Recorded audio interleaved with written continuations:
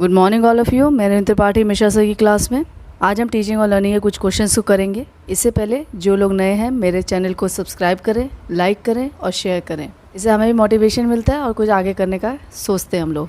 चलिए स्टार्ट करते हैं टीचिंग और लर्निंग से कुछ क्वेश्चंस को। पहला क्वेश्चन है, शिक्षण कौशल का अर्थ होता है। पहला ऑप्शन अनुदेशनात्मक क्रियाएँ, दूसरा ऑप्शन शिक्षण क्रियाएँ, तीसरा ऑप्शन शिक्षण व्यवहार और लास्ट ऑप्शन है ये सभी। इसका आंसर है 4, ये सभी। शिक्षण कौशल में अनुदेशात्मक क्रियाएं, शिक्षण क्रियाएं और शिक्षण व्यवहार ये तीनों ही आते हैं। अतः ये कहा जा सकता है कि शिक्षण कौशल शिक्षक के हाथ में वह शास्त्र है जिसका प्रयोग करके शिक्षक अपने कक्षा शिक्षण को प्रभावशाली तथा सक्रिय बनाता है तथा कक्षा की अंतःक्रिया में सुधार लाने का प्रयास करता है। नेक्स्ट क्वेश्चन, फ्लैंडर्स प्रविधि में शिक्षक से संबंधित वर्गों की संख्या है। पहला ऑप्शन 2 वर्ग, दूसरा ऑप्शन 7 वर्ग, तीसरा ऑप्शन 4 वर्ग और लास्ट ऑप्शन है 5 वर्ग। इसका आंसर है बी, 7 वर्ग। फ्लैंडर ने शिक्षक कथन को 7 वर्गों में बांटा है। इनको भी 2 भागों में विभाजित किया गया, प्रत्यक्ष वर्ग और अप्रत्यक्ष वर्ग। प्रत्यक्ष वर्ग में शिक्षक शिक्षण प्रक्रिया में कक्षा में अपना प्रभुत्व जमाता है, जबकि अप्रत्यक्ष वर्ग में शिक्षक अप्रत्यक्ष रूप से अधिगम की प्रक्रिया को आगे बढ़ाता है। अप्रत्यक्ष वर्ग को फ्लैंडर ने 4 भागों में बांटा, विचार स्वीकृति यानी कि एक्सेप्ट फीलिंग, प्रशंसा और प्रोत्साहन यानी कि प्रेज और एनकरेजमेंट, थर्ड है छात्रों के विचारों का उपयोग यानी कि यूज आइडिया ऑफ स्टूडेंट्स, और लास्ट है प्रश्न करना यानी कि आस्क क्वेश्चन।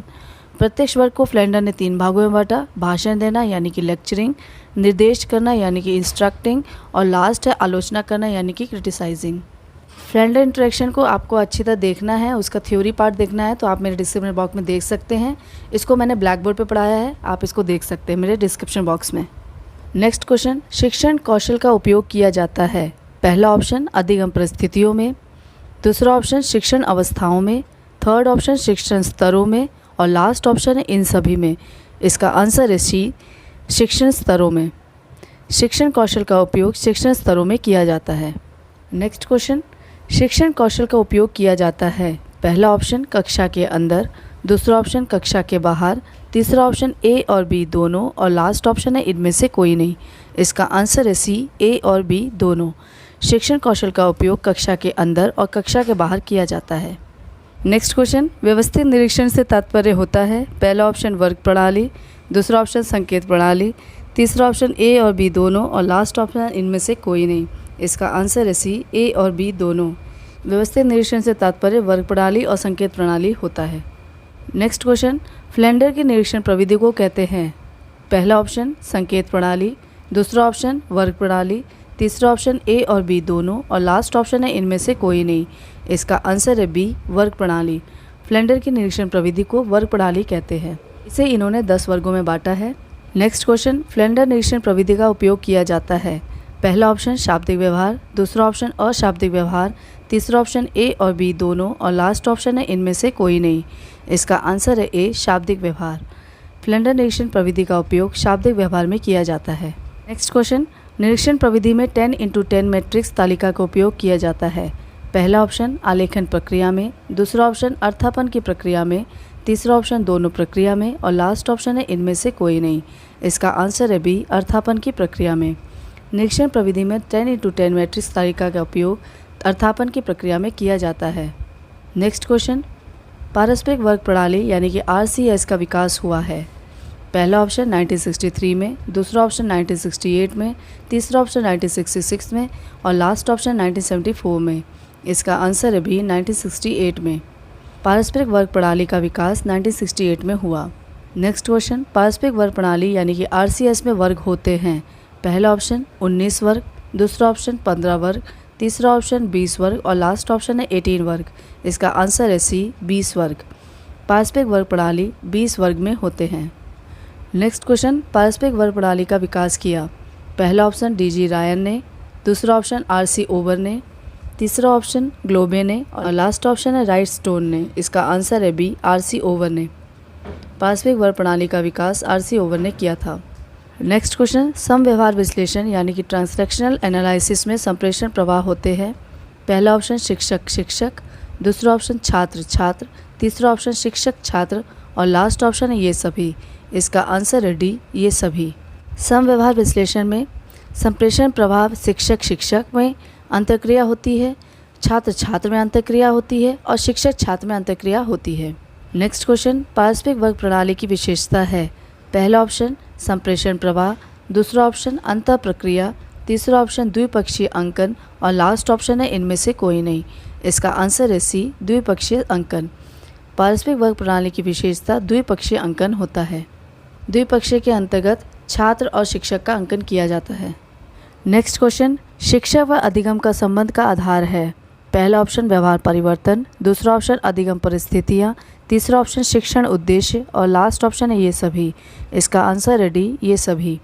शिक्षण व अधिगम का संबंध का आधार व्यवहार परिवर्तन करना, अधिगम परिस्थितियों के अंतर्गत कार्य करना और शिक्षण उद्देश्यों को पूर्ति करना होता है।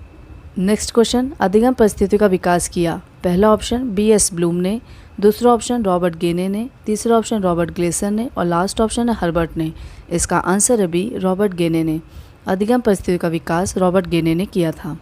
नेक्स्ट क्वेश्चन, अधिगम परिस्थितियों का शिक्षण में उपयोग किया। पहला ऑप्शन रॉबर्ट ग्लेसन ने, दूसरा ऑप्शन I.K. डेविस ने, थर्ड ऑप्शन हर्बर्ट ने और लास्ट ऑप्शन है मॉरिसन ने। इसका आंसर है बी, I.K. डेविस ने। अधिगम परिस्थितियों का शिक्षण में उपयोग I.K. डेविस ने किया था। नेक्स्ट क्वेश्चन, शिक्षण व अधिगम के सम्मिलित घटक है। पहला ऑप्शन परिस्थिति, दूसरा ऑप्शन उद्देश्य व लक्ष्य, तीसरा ऑप्शन परिणाम और लास्ट ऑप्शन है ये सभी। इसका आंसर है डी, ये सभी। शिक्षण व अधिगम में सम्मिलित घटक परिस्थिति, उद्देश्य और परिणाम होता है।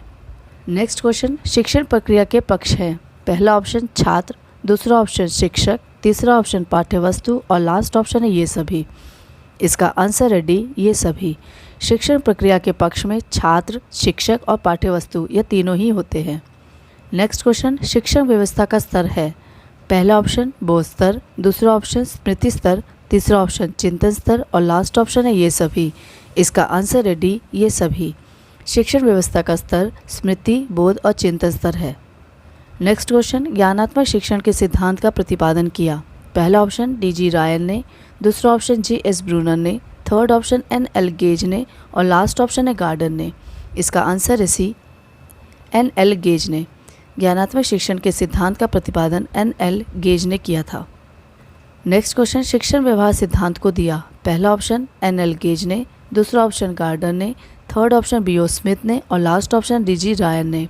इसका आंसर है डी, D.G. रायन ने। शिक्षण व्यवहार का सिद्धांत D.G. रायन ने दिया था। नेक्स्ट क्वेश्चन, दार्शनिक सिद्धांत का प्रतिपादन किया। पहला ऑप्शन ब्रूनर ने, दूसरा ऑप्शन B.O. स्मिथ ने, थर्ड ऑप्शन सुकरात ने और लास्ट ऑप्शन है फ्लेंडर ने। इसका आंसर है सी, सुकरात ने। दार्शनिक सिद्धांत का प्रतिपादन सुकरात ने किया था। नेक्स्ट क्वेश्चन, मनोवैज्ञानिक शिक्षण सिद्धांत को दिया। पहला ऑप्शन M.B. ब्रूच ने, दूसरा ऑप्शन S.M. कुलकर्णी ने, थर्ड ऑप्शन शिव के मित्रा ने और लास्ट ऑप्शन इनमें से कोई नहीं। इसका आंसर है सी, शिव के मित्रा ने। मनोवैज्ञानिक शिक्षण सिद्धांत को शिव के मित्रा ने दिया था।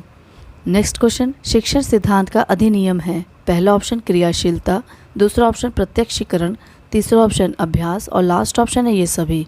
इसका आंसर है डी, ये सभी। शिक्षण सिद्धांत का अधिनियम क्रियाशीलता, प्रत्यक्षीकरण और अभ्यास होता है। नेक्स्ट क्वेश्चन, बहुइंद्रिय अनुदेशन के प्रत्यय का विकास किया है। पहला ऑप्शन B.S. ब्लूम ने, दूसरा ऑप्शन मॉरिसन ने, थर्ड ऑप्शन एडगर डेल ने और लास्ट ऑप्शन है हर्बर्ट ने। इसका आंसर है सी, एडगर डेल ने। बहुइंद्रिय अनुदेशन का प्रत्यय एडगर डेल ने दिया था। नेक्स्ट क्वेश्चन, बोध स्तर शिक्षण का मुख्य सोपान है। पहला ऑप्शन प्रस्तुतिकरण, दूसरा ऑप्शन परिपाक, थर्ड ऑप्शन A और B दोनों और लास्ट ऑप्शन है इनमें से कोई नहीं। इसका आंसर है सी, A और B दोनों। बोध स्तर शिक्षण का मुख्य सोपान प्रस्तुतिकरण और परिपाक है।